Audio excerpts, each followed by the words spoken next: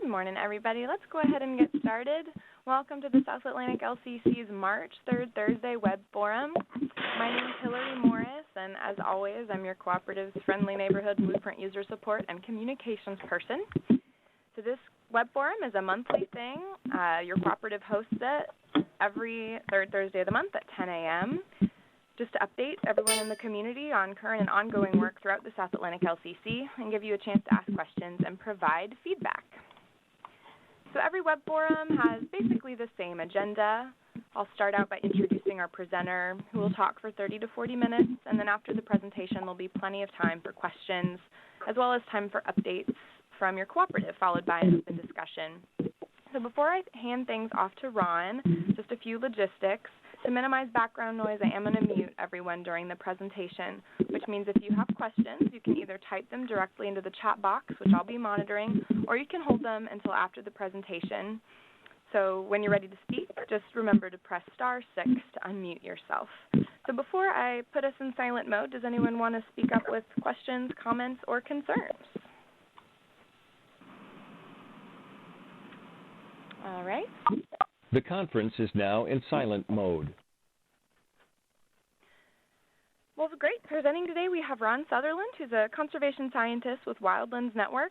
He'll be giving us an update on the results of a project funded by the South Atlantic LCC to model habitat connectivity for seven different southeast species. So, Ron, I'm going to pass presenter power over to you to get us started. And just remember *6 to unmute.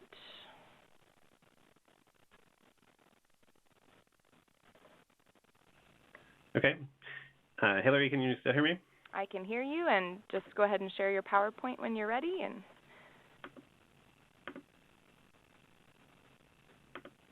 beautiful. I can see you just fine. Good. Okay, well, good morning, everybody. Nice spring morning here in Durham, and happy St. Patrick's Day, by the way. Good subject of thinking green this morning. So I'm going to breeze through a nice presentation about this connectivity project, but before we begin, let's think big picture here. E.O. Wilson's got a new book out, even more visionary than the last. He's calling for protecting half the Earth to try to protect 90% of the Earth's biodiversity, and I think that's unfortunately a rather realistic assessment of the situation. And of course, it begs the question of which half of the Earth, and also begs the question of, can the pieces that we've already protected be connected together to form a network of habitat that is greater than the parts? And at Wildlands Network, the group I work for, that's kind of what we've been doing all along. We're a nonprofit that is dedicated to the fairly simple idea of reconnecting nature in North America. And today I'm going to talk to you about the results from this what has turned out to be kind of a 5-year investigation into terrestrial habitat priorities for the South Atlantic region. And I'm very excited to do that. I want to acknowledge the South Atlantic LCC for funding the project, as well as a few private donors who also support our work at Wildlands Network. And I also want to acknowledge and deeply thank all of the experts that shared their opinions with us about the dispersal requirements and habitat needs of our target species. And they're all listed here. And you can read that list in our final report, which is available through the LCC's website through a link, or you can always email me to get it. And this is not just my own project, of course. My collaborators include Paul Leonard and Rob Baldwin at Clemson, and Derek, Rachel, and Allison, who worked for Wildlands and have now gone off to do bigger things. So, setting the stage again, living things need to move to survive. I think that goes without saying, and we can talk about, the different reasons why that's true. Climate change is certainly the reason du jour that, if species are going to keep up with their climatic niche, as those niche spaces move, then species need to move. But we also think about animals moving around or plants moving around to provide genetic exchange, to promote demographic viability, to allow recovery and recolonization. In many cases, especially here in the U.S., the situation in the last few decades has been one of recovery of some species, and they need to move to regain the ground they've lost. And then, of course, there's migration, species moving for seasonal purposes. Unfortunately, the human impact on the landscape has been such that it's made it much harder for species to move and to accomplish those functions. With habitat loss and then all the roads and urbanization that we've put onto the landscape. The solution is habitat connectivity, and as exemplified here by a map of the Florida Wildlife Corridor, and also exemplified by the degree of urbanization that has affected Florida. Florida has been doing a good job of trying to map out and protect wildlife corridors in their state so that species can still move despite the challenges. From a scientific standpoint, it's a challenge to try to find out and try to map out where to protect and restore wildlife corridors so that plants and animals can move to adapt to climate change and do those other things we talked about. And here's just a nice example from California, another large long-term project, the California Essential Habitat Project. Now, zooming back to the Southeast, the Southeast is becoming increasingly infamous as a biodiversity hotspot. Clinton Jenkins and his colleagues just published a paper last year about how many endemic species we have, and I think the region actually just was recognized as a biodiversity hotspot. And the reason for that is we have tremendous biodiversity both in the longleaf pine systems, the southern Appalachians, of course, and in the aquatic environment. And that's true in the coastal plain area in particular. So what we set out to do was to map out current and future levels of habitat connectivity in the South Atlantic region, and I'll show you what that is, from the standpoint of multiple groups of terrestrial wildlife species. So here's the South Atlantic LCC. Many of you are probably familiar with this, but the dark green is the actual boundaries of the LCC. And we added, for our study purposes, we added a 100-kilometer buffer to reduce edge effects inside the LCC. And we had 7 target species that we picked to capture a range of different species movement requirements. So 3 large mammals, the red wolf, the Florida panther, and the black bear. And then 4 relatively large reptiles, the pine snakes, timber rattlesnakes, diamondback rattlesnakes, and box turtles. And we chose terrestrial species because we decided it was too much to take on to try to do aquatic connectivity at the same time. And we've gone with a modeling approach because there's not enough empirical data out there to base connectivity priorities purely on existing data. So lacking the empirical data needed, we wanted to go for a modeling approach. The other reason we've done models is because models allow us to look at potential future connectivity and connectivity in places where the animals are not even currently extant, which is important for species like the red wolf or the Florida panther. Again, because of the lack of empirical data, we were forced to rely on expert opinion to parameterize our models for the purpose. And I showed you the list of experts. We had good participation from the experts we reached out to, and we averaged their results. And we asked them to say, for example, take the national land cover data categories for different types of land cover, and then assign those a score, a resistance score, with 100 being impossible to move through and 1 being, the best for a species to move through. And they did that, and so we were able to take the land cover and re-rank it on a scale of 1 to 100.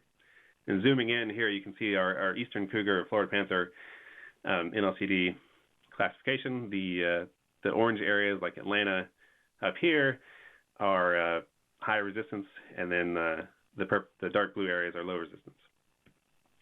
We've added in a lot of different lots of other variables into our resistance models to make them more realistic. Because open water gets increasingly difficult for many species to cross as it gets wider, we added a distance to shore metric.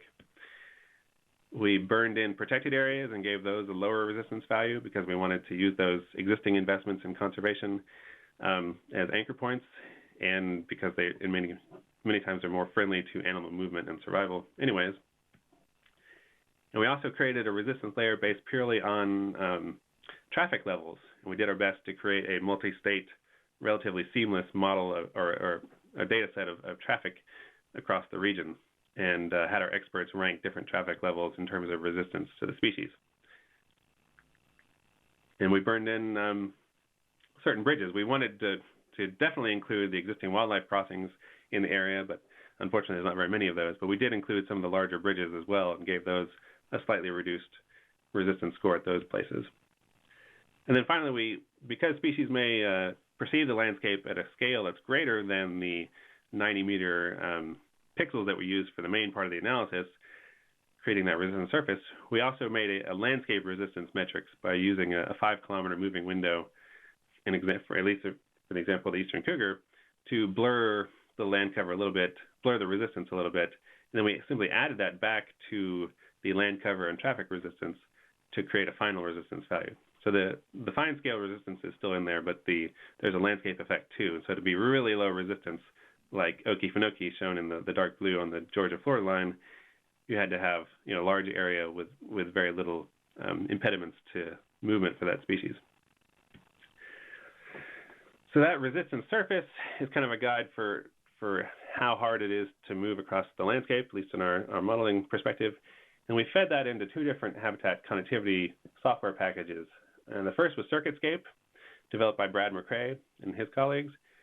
And CircuitScape uses an elegant electrical theory model to basically, you feed it your landscape as a set of resistance values, and you feed it some nodes that are kind of the electrodes, and it runs electricity from node to node. And then that gives you, when you finish that, it gives you a sense of where the species would be going across the landscape. And it gives a more nuanced view of the landscape connectivity situation than doing a simple least cost paths.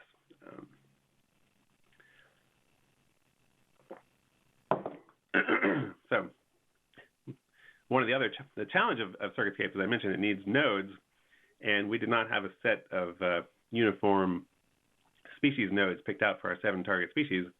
So we were forced to make our own nodes for those species. And what we did, we ended up using the resistance layer itself. And so we reran a landscape resistance to show the areas at an even greater scale that had the lowest resistance values, those dark blue areas you can see. And we thresholded those out and divided the resulting blocks by major roads into what we would call eco-blocks, functional eco-blocks. And so those are the discrete areas across the landscape that had the lowest resistance for a particular species. And we further thresholded those by having enough habitat within their boundaries to provide for, I think, 5 female home ranges in the case of the large mammals and 50 female home ranges in the case of the reptiles. And just to complicate even further, we needed, for our purposes of running these models on the computer, we needed to reduce it to single points. And so we found the local minima point within each of those polygons and use those. So that the point of absolute lowest resistance within each of these low resistance areas we used as the actual point to connect within our CircuitScape models. And CircuitScape, as I said, it runs simulates running electricity through the landscape. Here's 2 nodes, the Fort Bragg on the top right, and then the Carolina Sandhills National Wildlife Refuge on the bottom left.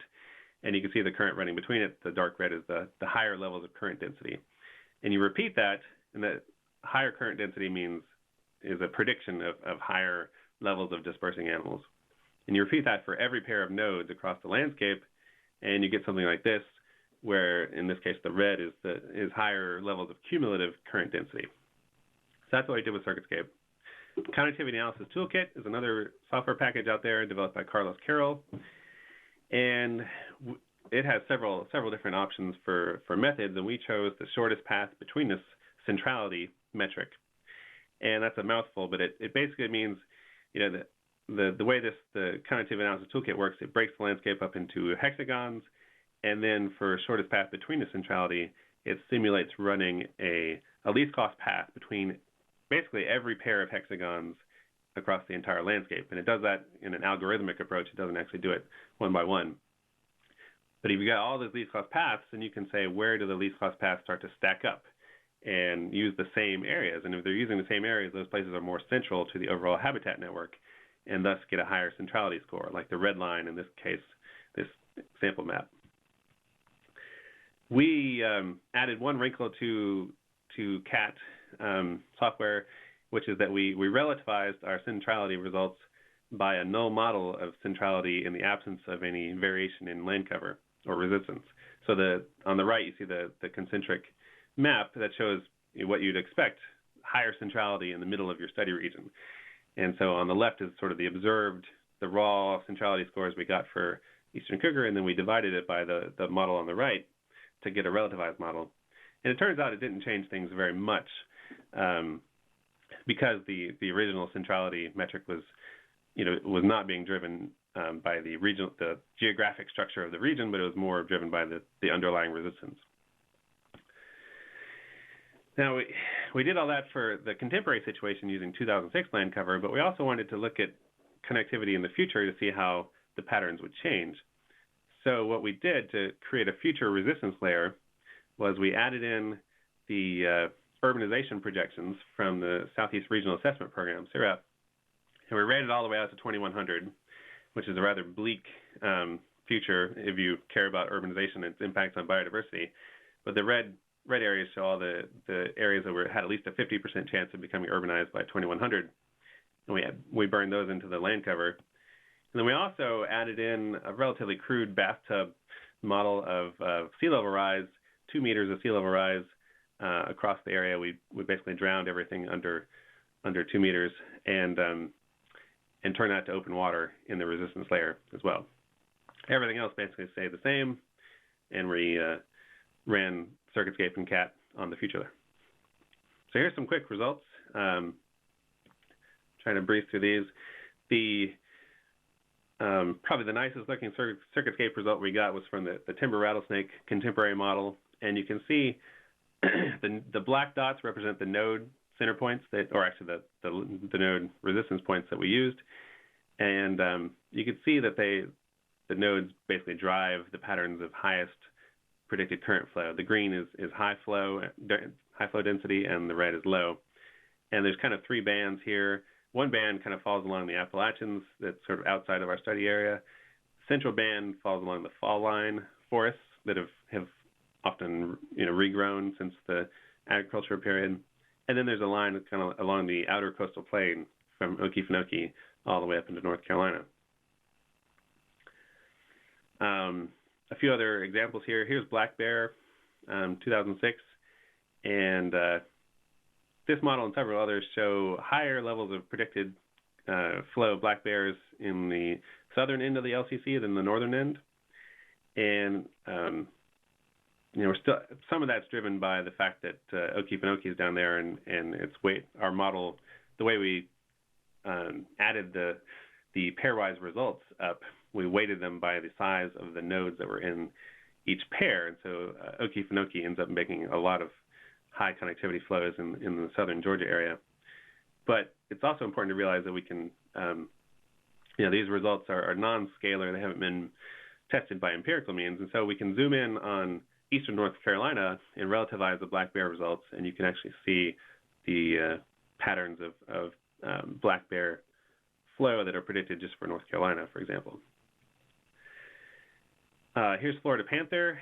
As I said, the Florida panther nodes had a really high habitat requirement of 1,200 square kilometers of habitat not broken by major roads, and so that meant there weren't very many nodes for the species. And I think that may be, it's a little bit unsatisfying. There's probably more panther habitat than is shown in this by our nodes, but it does illustrate the rarity of large roadless areas in the landscape.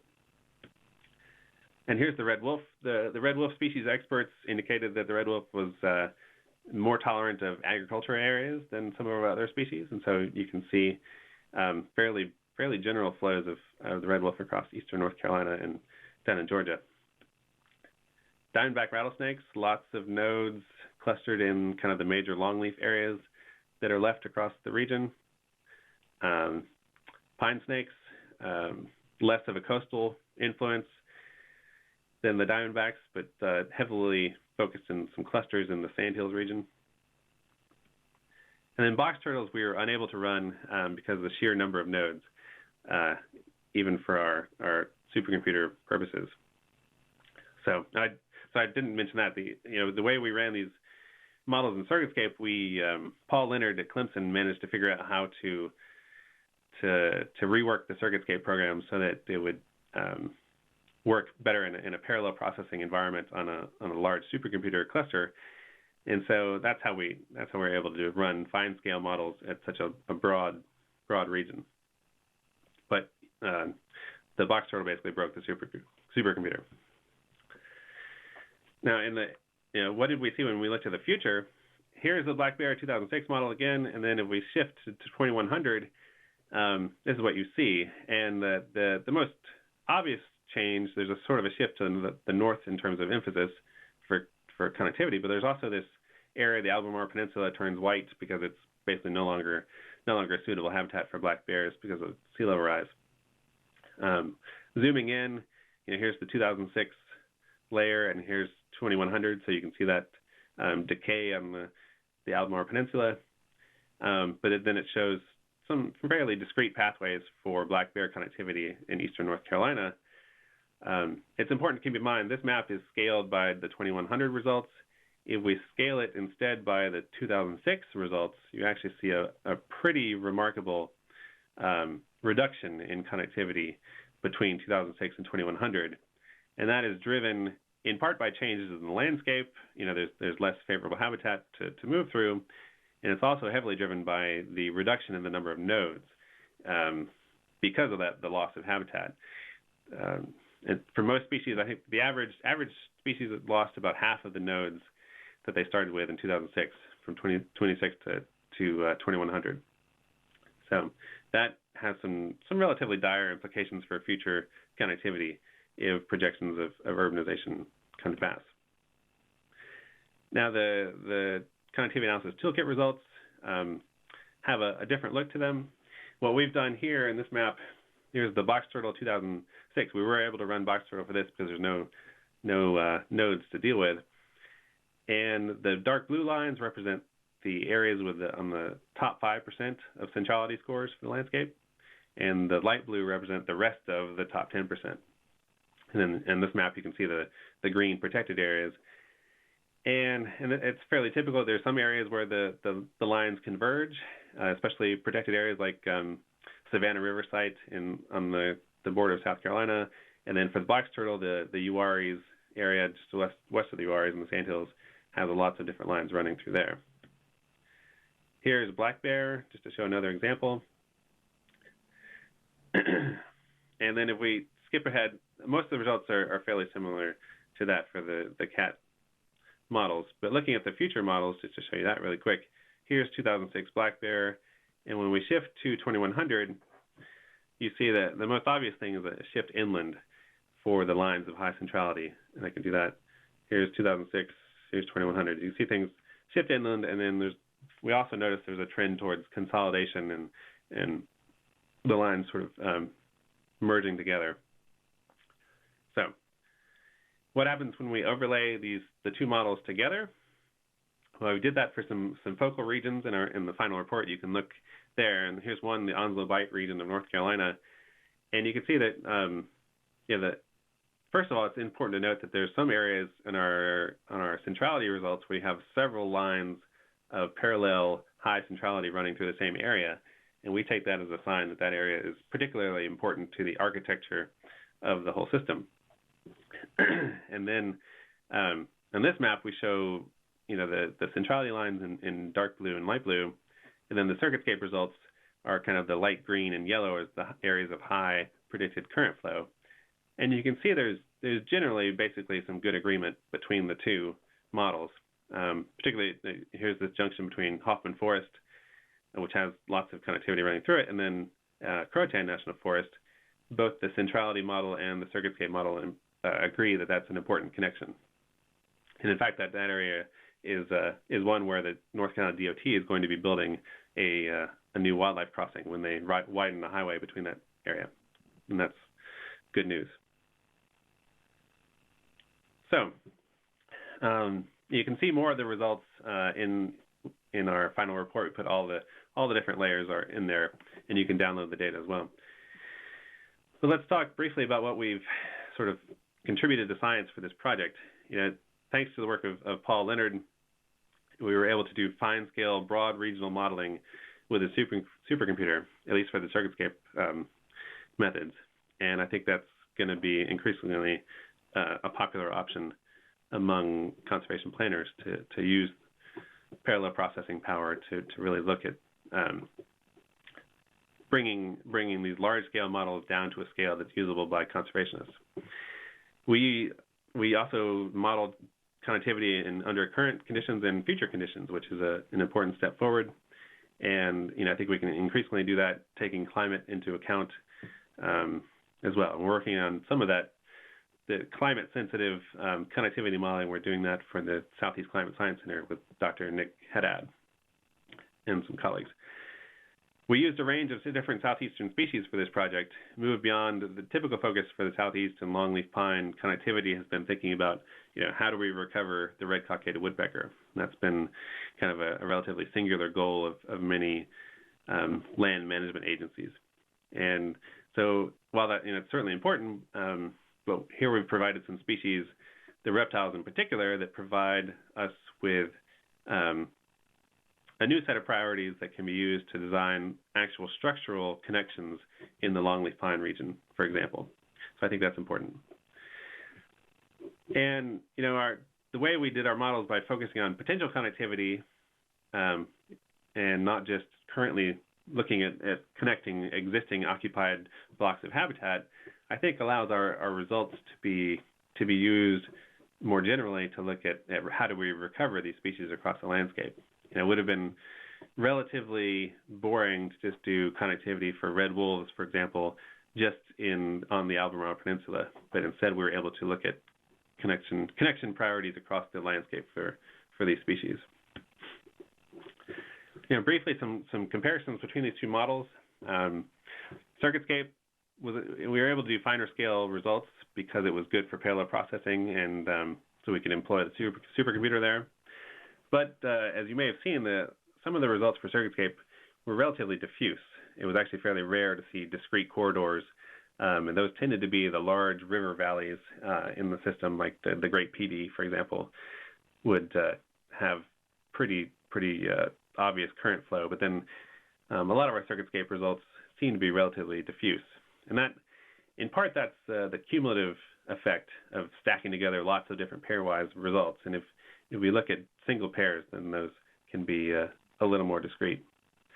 The nice thing about Circuitscape is it does involve nodes, and so you're able to run Circuitscape in a way that targets particular sets of nodes that you really care about connecting. The connectivity analysis toolkit, on the other hand, we had to run it at a coarser scale because it wasn't supercomputer friendly. It does lend itself more to identifying those discrete high centrality pathways. Doesn't need nodes, which was also a big advantage in the absence of data on where to put those nodes. And but it does produce some relatively angular results that throw some people off. They don't like the way the CAT models look. I actually like them, but future research priorities. We need to after you do a big project like this and spend years developing lots of different layers, if you want them to be used, then you have to spend some time actually simplifying the results and consolidating it across species and across models and really identifying the key priorities for the region. So we're still working on that.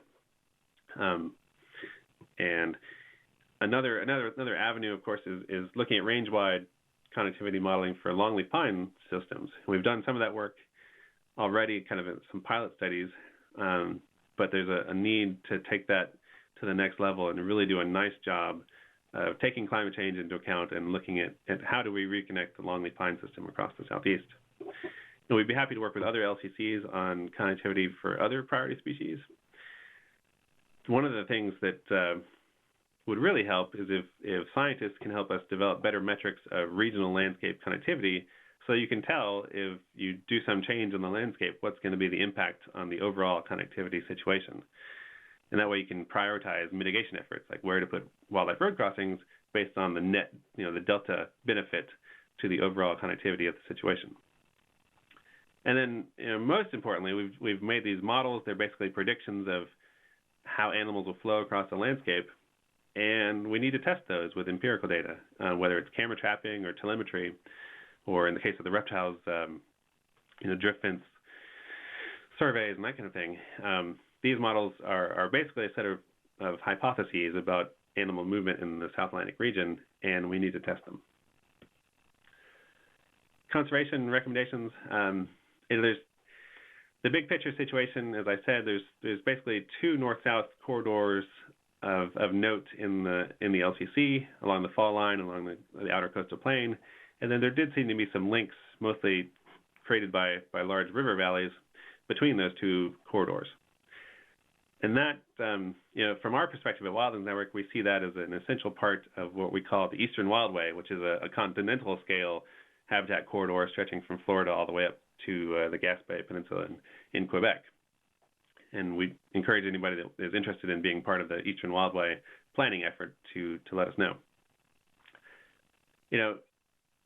Our hope is certainly that this data is going to be used, and it not just by the LCC for informing the conservation blueprint, but also by land trusts and planners, urban planners, and the DOT thinking about where to put wildlife road crossings. My colleague Maggie Ernest is working in North Carolina to look at how we can use this kind of data and other data sets to prioritize road crossings for North Carolina, for example. And then lastly, in terms of policy, there's a nice example. The Louisiana black bear has just been delisted, or at least proposed for delisting. And one of the things that came out of that was that the states down there were so committed to recovering the Louisiana black bear that they designed designated a large habitat corridor for the species, and then they targeted USDA Farm Bill restoration dollars to just within that corridor, and they were remarkably successful at using those resources to protect large areas of bottomland hardwood forest in that region. And I think that same model could be applied to other high-priority corridors around the Southeast, and I hope it is. In addition to farm money, we can also use the Land and Water Conservation Fund dollars. If that program happens to regain full funding, it could certainly be focused more on habitat connectivity, which would be fitting, I think, because the Land and Water Conservation Fund money comes from oil and gas royalties, and so it's fitting that a good chunk of that money should go towards promoting connectivity to allow species to adapt to climate change induced by oil and gas drilling. And lastly, another potential source of connectivity firepower, to use a phrase, would be the military. And the big question with the military is how can we think about aligning flight paths, for example, with habitat corridors for wildlife. And if you look at flight paths, existing flight path designs in the Southeast, they don't always line up with what we think wildlife species need. For example, the F-35 is being planned for in eastern North Carolina, and apparently spent $1 trillion on that project, and it would make sense, I think, if we could convince the military to spend tens of millions or hundreds of millions of dollars to protect a flight path for that aircraft program in a way that would also recover a lot of different listed species and provide for connecting the landscape for them. So that's an area of huge potential, I think, if we can figure out how to make those two concerns, connectivity and aerial connectivity, align with each other. So I will stop there. I guess the last thing I'll say is that the other thing we need to do is do more testing of comparing our results to the results of the South Atlantic LCC's existing conservation blueprint, and then some of the other projects that have gone on, like the Southeast Ecological Framework Project and the National Ecological Framework Project, David Theobald's Wild Lifelines Project, and the Nature Conservancy's resilience mapping efforts. So there's lots of different data sets out there, and we need to do a better job of integrating them. But I'll stop there and be happy to take questions. Thanks, Ron. That was great. Plenty of time for questions, y'all, so feel free to press *6 to unmute. And Mute off. you can type questions into the chat box. Hi, Hillary, this is Mallory. Hey, Mallory. I've got a question for Ron. Go for it. Hey, Ron, it's Mallory Martin. Nice job. I appreciate your enthusiasm in the delivering this report and the update. Question I have is how specifically do you see the results of this work informing the Eastern Wildway? Can you talk about that just a little bit more? Sure. Yeah. It'd be helpful to draw a comparison to the Western Wildway, where Wildlands Network has been working for a longer period of time, and out there we sort of pioneered the what Reed Noss and others called the Wildlands Network design, but basically a hub and spoke network type design for different regions of the West. And so the way I envision it, and we have an Eastern Wildway mapping team that has been put together, and I think some of the people on the call are on that team. And what we need to do is take these different data sets. I don't think our terrestrial modeling set for the South Atlantic is going to be the only data set we look at, but take the data sets and use them to create basically a map, a hub and spoke type map of connectivity priorities and core area priorities for each part of the Eastern Wildway. And I think, so the challenge really is having too much data, having 7 different species and then contemporary and then future data, and having to integrate all that into one, ideally one layer that can be presented in kind of a visionary way and say, look, here's what we aspire to, is reconnecting the landscape in the South Atlantic. Of course, the LCC has done a great job of that already with the blueprint, and so that's another avenue that could be fed into the wildway planning. And would you think that there would be a lot of overlap with hub and spoke, or I guess you'd see the nodes as being parts of those hubs, and a lot of overlap in the nodes for additional species and even going into the aquatic realm? I think so. It's definitely worth testing with a few more species to see how they pan out.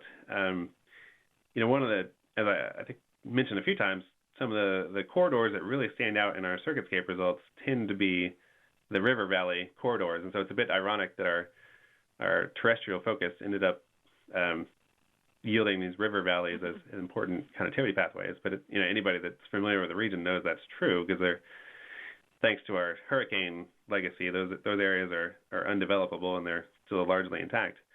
So I think those corridors will be good. The challenge, as Rue and I have talked about a few times, the big challenge is overland corridors, upland corridors, especially for longleaf systems in the coastal plain, and those areas are in much worse shape, and so it's harder. Like, for example, for thinking about how do you connect the North Carolina sandhills to the South Carolina sandhills, or even within one of those areas, it's a lot harder to do those connections. Great questions. We have one from the chat box from Mary Long. Could you expand and explain the purpose of military aircraft alignment with conservation corridors, and talk a little bit about how noise pollution might be factored into that? Yeah. So I'm definitely not advocating that we, steer military aircraft over the Appalachian Trail as an example of a mega corridor in the east. but in cases where the military is already thinking about protecting sort of open space for their flight path plans, I think with a little bit of nudging and maybe some compromise on both sides, I think those open space corridors could actually be, also used as, for example, for longleaf pine restoration corridors. And not only would that prevent training constraints on the military by having too much development under their flight path, but it would also provide much needed resources for longleaf pine restoration, and it could even help the military avoid some listings of species that would otherwise need to be listed because their habitat's being reconnected.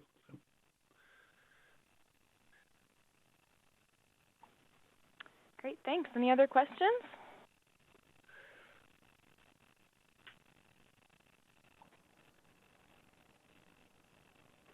Hi, Ron. This is Amy Keister. Thank you for your presentation. Hey. I was wondering if you could talk a little bit, we're very interested, of course, in that portion you talk about as integrating all these different species and then time steps past and future. And so I know you've done some work to put together, like pine snake and eastern diamondback, and you've put some time thinking into integrating this. And I wonder if you could just kind of expand on some of the challenges and opportunities in integrating all these layers together. Sure. Yeah. One key challenge, I guess, is the tendency, because one of the things I didn't mention is we restricted the diamondback and pine snake models to areas, at least the contemporary models, we restricted those to areas of potential longleaf habitat and coastal habitats for the diamondback.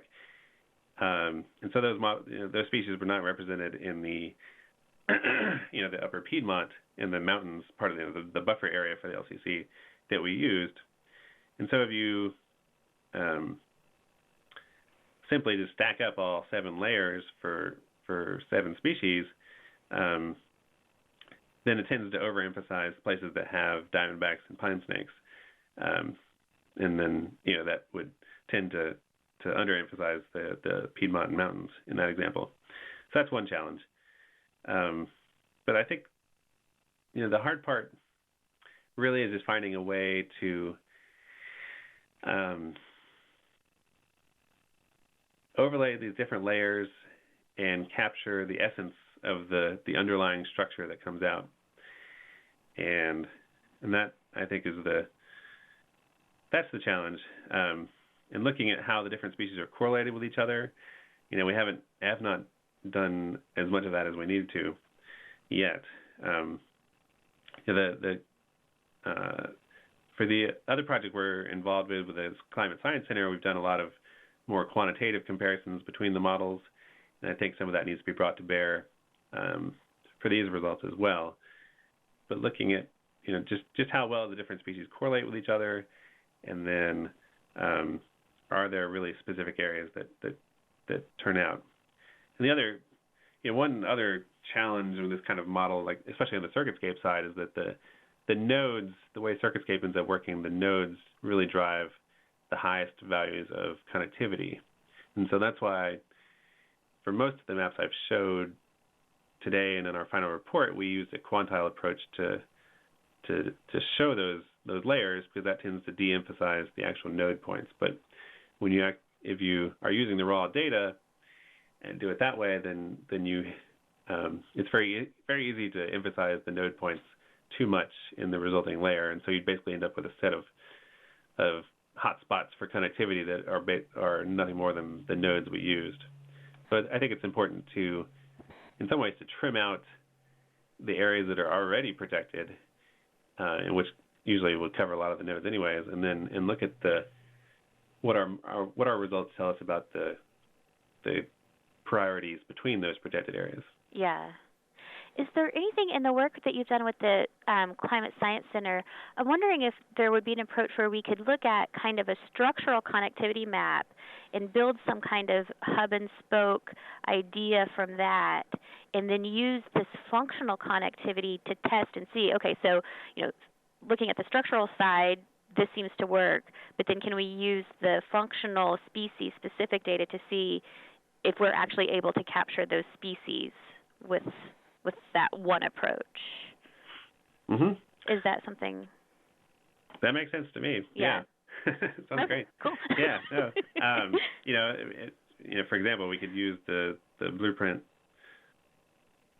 design itself as a structural framework, and then assess how well the different corridors that are integrated into the blueprint, how well do those seem to support the highest predicted flows of these different species.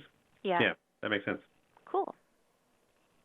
Well, we're very excited about incorporating this data into the blueprints. So thank you so much for your presentation. Oh, it was a fun project. Yes. And thanks everybody for listening. We might have time for one more if there's another burning question before we wrap up with staff updates. This is BJ Richardson from the Northeast region. I'm wondering, did you see the NLCD data as a limiting factor given the sort of, limited set of categories that you have in the data? That's a great question. Yeah, and in fact, I glossed over some of the challenges there. What we ended up having to do, because we have, I think the NLCD was sufficient for general forest-loving species like black bear and red wolf and even the box turtle, but for the more specialist species, the diamondback and the pine snake, it really wasn't good enough. And so what we did is we dropped back to using the Southeast Gap land cover classification, which has 400 and something codes, and we used, we basically hand selected different land cover categories out of those 400 for each of those species to derive a kind of a to help derive the resistance layers for those species. So that is a key stumbling block, and I think for doing range-wide longleaf modeling across the southeast, it'd be great if we had a range-wide map of longleaf pine distribution that was actually spatially precise at the same scale. So that's something that would be useful to develop. And that information's not in the Southeast Gap data layer, at least to the level of species specific longleaf pine. Well, it is. It's in there, and it hasn't been updated to my knowledge very recently. And I think that in an ideal sense, what we could do is use something like hyperspectral satellite mapping, where you can really tell the difference between different types of pine forests, and that would give you one way of combining that with LiDAR to look at the structure of the forest, and then you could really map out geospatially. You could map out existing open pine systems in the southeast to a much greater extent. Yeah, and the Southeast Gap doesn't go all the way to the edge of the western edge of the longleaf pine systems. There may be another gap layer that hits out there, though. Well, there's land fire, but I don't know if that has it or not. Which is out of the Forest Service. Uh-huh. Yeah. Oh, well, that's a good point. We'll need to check land fire out for what they have that would be suitable for longleaf modeling.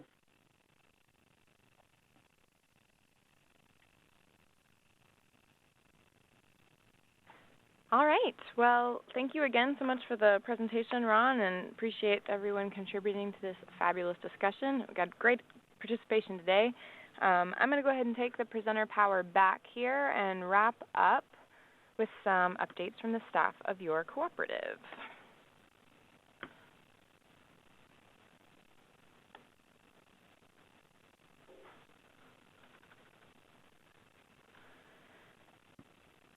So we did just release the 2015 annual report, which highlights the major accomplishments over the last calendar year. I'd really encourage you to check that out. It's on our website homepage as a featured blog where you can download the report as a PDF. I also wanted to mention that the Spring Third Thursday Web Forum flyer is available, so that's also up on the website. It went out in the March newsletter.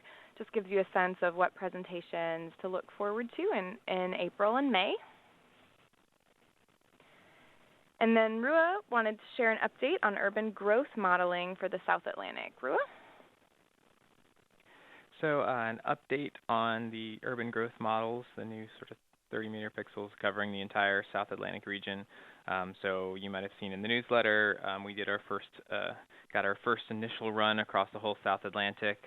We've made a couple of improvements since then, improved protected area layer and improvements on areas near the coast that were growing into salt marshes.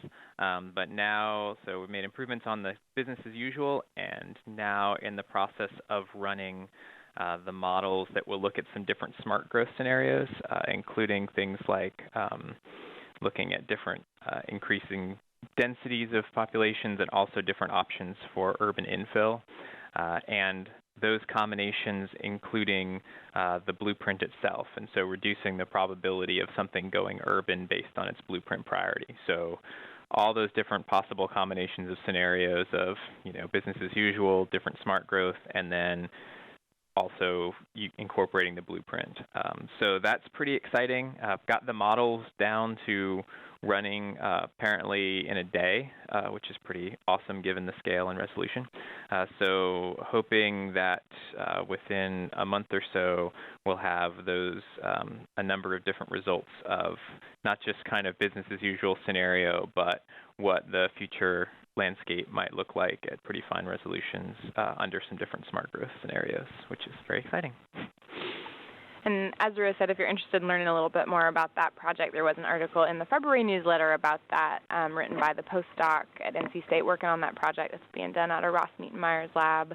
They're calling it Mega Futures. And we will be having a web forum on that project sometime this summer. We're still nailing down dates, but that's something to look forward to in the very near future. Yep, and it's also completely open sourced, so anyone that wants to use it themselves to run their own scenarios and pieces and analyses, it's completely open source. Which is awesome. So next month's web forum, just wanted to give you a heads up on, we'll be hearing from Mark Anderson, who's the Director of Science for the Eastern Region of the Nature Conservancy. And he'll be talking about conserving connected networks of resilient landscapes that really capture the full range of abiotic site conditions. So it's been shown that networks that have resilient sites, which are basically intact sites with high internal microclimate variability, when we link those with corridors that facilitate movement, that maximizes the ability of plants and animals to reach suitable climates. So by supporting species adaptation in this way, we're increasing the odds that the widest variety of ecosystem functions and services that are necessary for supporting both wild species and people into a changing future will be sustained. So the Nature Conservancy has adopted an approach to identifying that type of network that they're calling conserving the stage, in the sense that the actors may change, but this stage, this area is still really important. And that's technique is being applied to ecoregions in the Northeast, the Southeast, and the Northwest United States. So here in the South Atlantic LCC, we've adopted the local connectedness and the landscape diversity metrics from TNC's Southeast Resilience Project as one of our ecosystem indicators, which is called Resilient Biodiversity Hotspots. So this indicator serves as an index of mostly natural high diversity areas that are potentially resilient to climate change. So it's identifying locations that are likely to continue to support species richness and movement in a changing climate. So Dr. Anderson's going to provide an overview of the theory behind this approach and describe the underlying analysis, some of the resulting data products, and connect this approach to current land management strategies under climate change and highlight how this data is being used. This is going to be a really great talk. I'd encourage you to come out for that, especially if you're interested in the type of thing Ron was talking about. I think, as he mentioned, these different data sets can overlap really well. And finally, I always want to make sure folks know how they can get involved in their cooperative. You're always welcome to contact staff, contact someone else who's involved in the cooperative, We also post frequent updates and events on the website where you can learn about upcoming projects, opportunities to serve on teams, or of course access all this great spatial data in the conservation blueprint. So if you join our web community, you'll get access to our monthly newsletter and a reminder about this monthly web forum. So with that, we have a couple minutes if anyone has any additional questions before we sign off. Just *6 to unmute.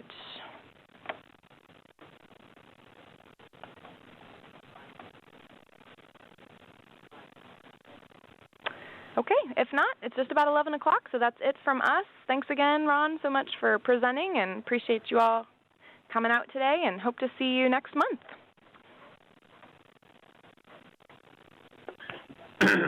Thanks, Hillary. Yeah. Bye, everybody. Bye-bye. Hi, everyone. Bye.